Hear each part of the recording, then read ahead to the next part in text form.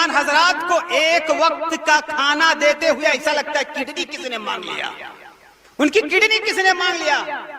یہاں تک جانتے کیا جملہ ہوتا ہے؟ مولوی صاحب بہت اچھا خطبہ دیا، گریڈ تو دے دیا، تعلیم ہی آپ کو بچا سکتی ہے اس دلدل سے۔ اس دنیا کی کوئی طاقت نہیں ہے سوائے اللہ رب العالمین کے کہ آپ کو اس دلدل سے بچا سکے۔ اس لیے اللہ رب العالمین کی پہلی وحی اقرأ بسم ربک الذی خلق، آپ پڑھو گے ورنہ کاٹے جاؤ گے۔ میں بہت ہی ادب کے ساتھ اپنے ایک معزز مہمان جامعہ عالیہ عربیہ مئو، جو جماعت کا سرزمین مئو میں سب سے قدیم ادارہ ہے، اس ادارے کے شیخ الجامعہ ہمارے درمیان موجود ہیں، نوجوان عالم دین ہیں، بہت ساری صلاحیتوں اور خوبیوں کے مالک ہیں۔ وقت بہت کم ہے کہ بہت ساری تفصیلات بتائی جائے۔ بلا تاخیر اور بلا تمہید میں بڑے ادب کے ساتھ گزارش کر رہا ہوں کہ آپ تشریف لائیں اور 10 منٹ میں اپنے تاثراتی کلمات پیش کریں۔ بسم اللہ، الحمدللہ، والصلاة والسلام علی رسول اللہ وعلى آلہ وصحبہ مولا۔ قال اللہ تبارک وتعالی: ام کنتم شہداء اذ حضر یعقوب الموت اذ قال لبنیہ ما تعبدون من بعدی قالوا نعبد الہک و الہ آبائک ابراہیم و اسماعیل و اسحاق الہا واحدا ونحن له مسلمون۔ اس پروگرام کے سرپرست شکیل احمد خان صاحب،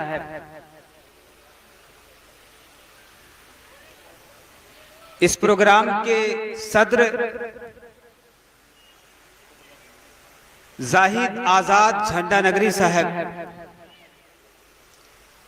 جمعیت السلام ٹرسٹ خالص پور کے سیکریٹری مولانا محترم عبداللہ فیضی صاحب، ہر دل عزیز نوجوان خطیب شیخ دکتور عبدالغفار سلفی صاحب، اور اسٹیج پہ تشریف فرما محسنین جماعت اور محسنین قوم، بالخصوص قدوۃ السلف ہمارے شیخ مصنف تذکرۃ المناظرین، ہمارے سامنے تشریف فرما سامعین کرام، میں آپ لوگوں کے سامنے ایک بات رکھوں گا، وہ یہ ہے کہ یعقوب علیہ السلام اس دنیا سے کوچ کر رہے تھے، اس دنیا سے جا رہے تھے تو اپنے بچوں کو اکٹھا کیا، اکٹھا کرنے کے بعد پوچھا ما تعبدون من بعدی، آپ میرے بعد کس کی عبادت کریں گے، میرے بعد کس کو پوجیں گے؟ ابھی تک تو ہم نے دیکھا کہ یعقوب کے معبود کو آپ پوچھتے تھے، میرے جانے کے بعد آپ اس کو کس کو پوجیں گے؟ جس طرح کہ ایک انسان اس دنیا سے جب کوچ کرتا ہے، اس کے بچے اس کے ارد گرد آ کے کھڑے ہو جاتے ہیں، پوچھتے ہیں، اسی طرح سے ان کے بچے آ کے ارد گرد کھڑے ہو جاتے ہیں، پوچھتے ہیں۔ تو وہ سوال کرتے ہیں یعقوب علیہ السلام ما تعبدون من بعدی، میرے بعد آپ کس کی عبادت کریں گے؟ تو ان کے بچوں نے کیا جواب دیا؟ کیا جواب دیا؟ میں ابراہیم، میں اسحاق، میں اسماعیل کے معبود کی عبادت کروں گا، جن کی پوجا وہ کرتے تھے میں ان کی پوجا کروں گا۔ عزیزان گرامی، یہ آیت پیش کر کے آپ لوگوں کے سامنے یہ بتانا میں چاہ رہا ہوں کہ یعقوب علیہ السلام ایک نبی،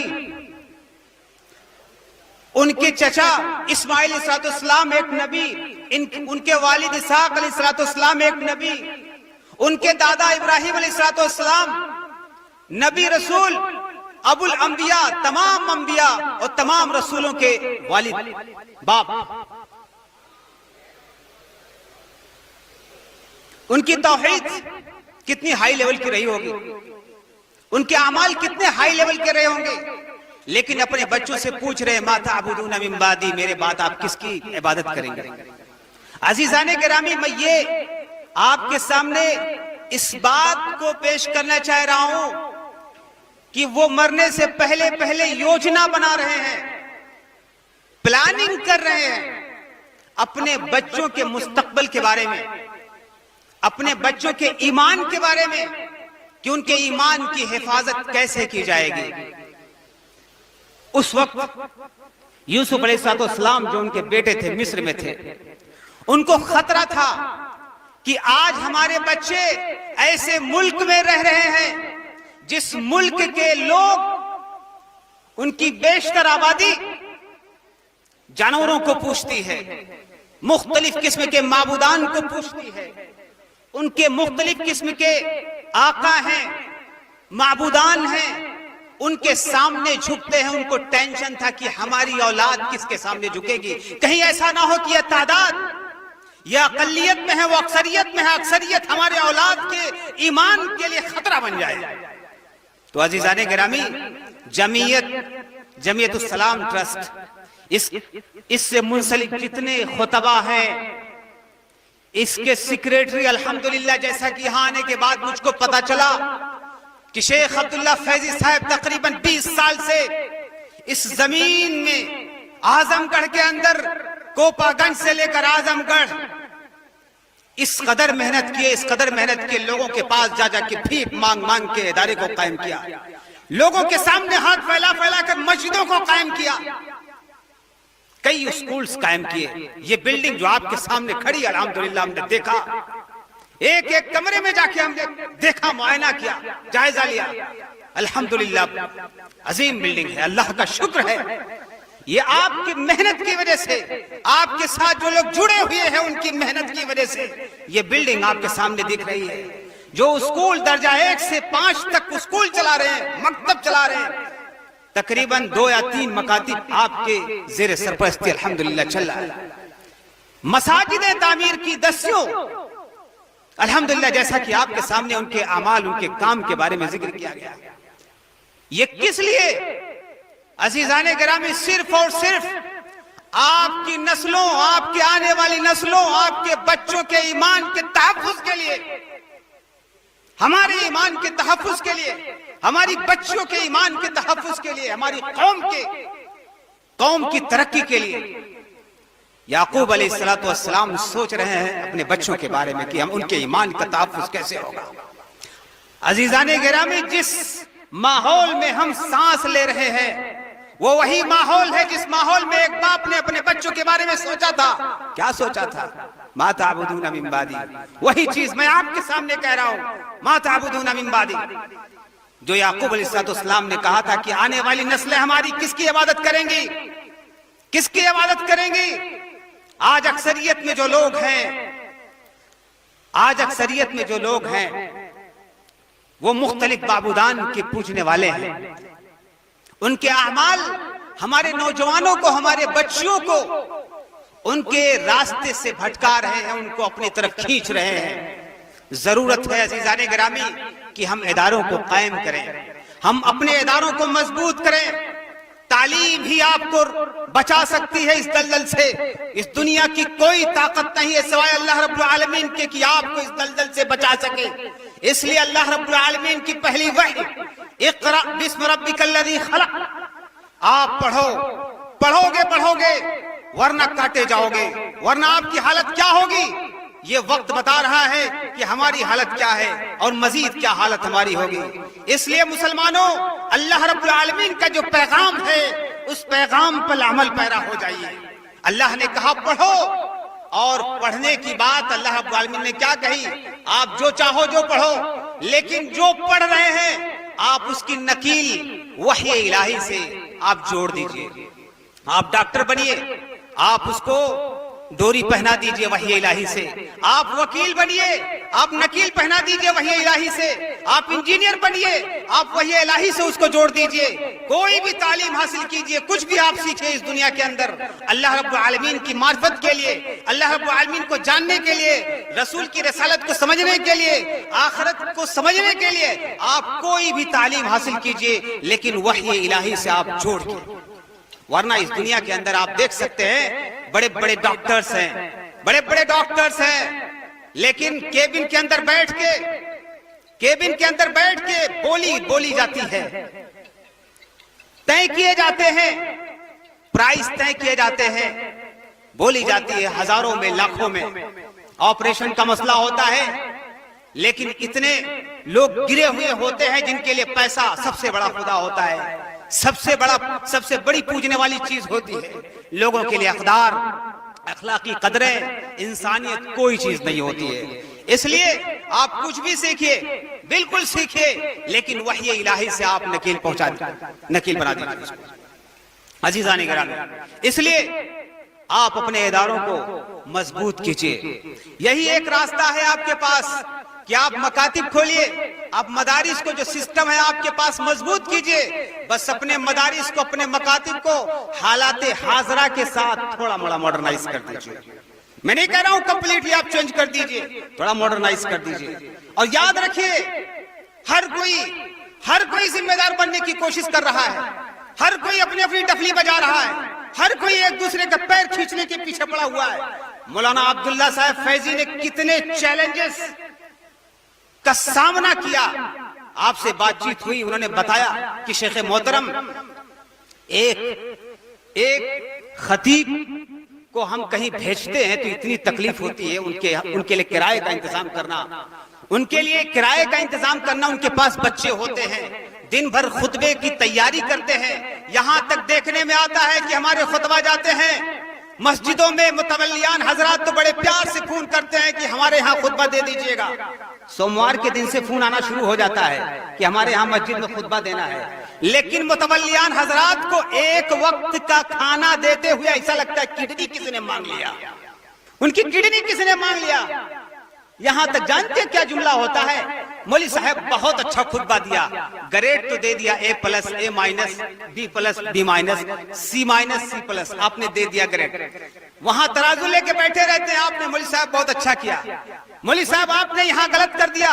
जब हलाल हराम पे खुतबा बोल दिया तो लोगों को लग गई मौली साहब कैसा मौजू आप सिलेक्ट करते हैं कि आप देखिए, इस पे इस तरह बोलना चाहिए था आपको। आप नमाज पे बोलिए, आप ज़कात पे बोलिए, हलाल हराम पे मत, हमें आईना दिखाने की कोशिश मत कीजिए। अच्छा मौली साहब ठीक है, मैं चलता हूं, खाना तो खा के आए होंगे, ये जुमला समझने की कोशिश कीजिए। ये हमारे खुतबा जाते हैं, मस्जिदों में खिताब उनका रहता है, यही लोग जब खुतबा देने के बाद उतरते हैं, मौली साहब खाना खा के तो आए होंगे आप। ये कितने अफसोस की बात है। अजीजाने गिरामी, अपने खुतबा का एहतराम कीजिए।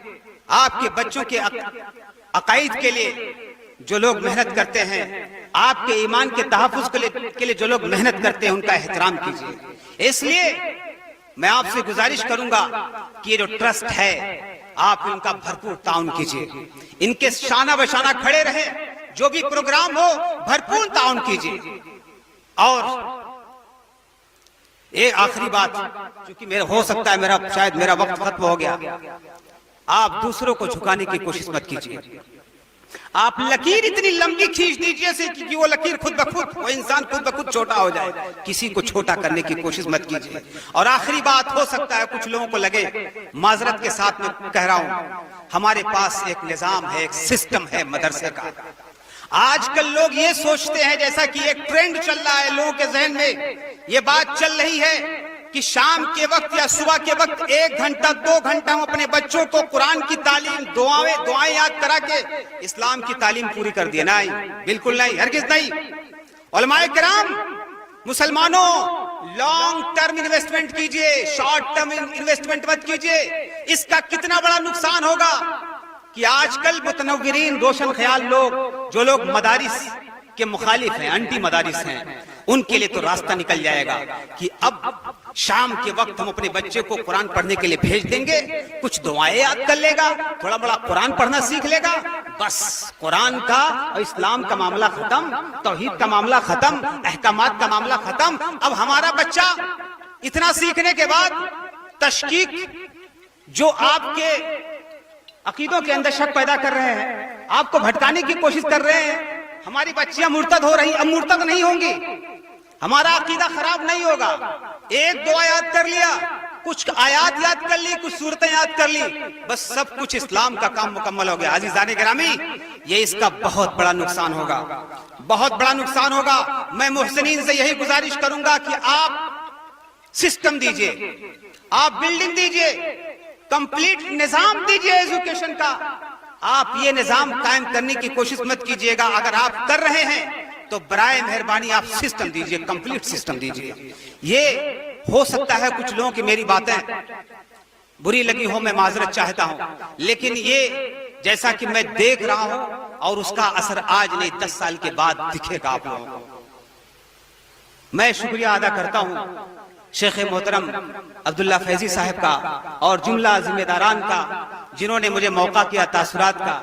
واللہ بڑی خوشی ہوئی، ان بڑے بڑے علماء کرام ان کے سامنے میں جسارت کر رہا ہوں بولنے کی۔ آپ لوگوں نے مجھے حوصلہ دیا، اس کے لیے بھی شکریہ۔ آپ لوگوں نے ہمیں عزت دی، الحمدللہ۔ ان تمام چیزوں کے لیے شکریہ۔ اللہ رب العالمین سے دعا کرتا ہوں کہ اللہ رب العالمین شیخ محترم یا ٹرسٹ یا ہمارے نوجوان جو سامنے بیٹھے ہوئے جو دین کی خدمات انجام دے رہے ہیں، الحمدللہ یہ محسنین جو ہر موقع پر کھڑے رہتے ہیں، محسنین جماعت اور محسنین ہمارے سامنے بیٹھے ہوئے ہیں، سب اللہ کا شکر ہے۔ ہر پروگرام میں یہ لوگ ہمیشہ دامے درمے قدمے سکھنے ہمیشہ ساتھ میں رہتے ہیں۔ اللہ تعالیٰ ان تمام حضرات کی خدمات کو قبول کرے۔ اللہ رب العالمین ہمیں ایمان و عمل کی توفیق دے۔ جزاکم اللہ خیر، بارک اللہ فیکم۔ السلام علیکم ورحمۃ اللہ وبرکاتہ۔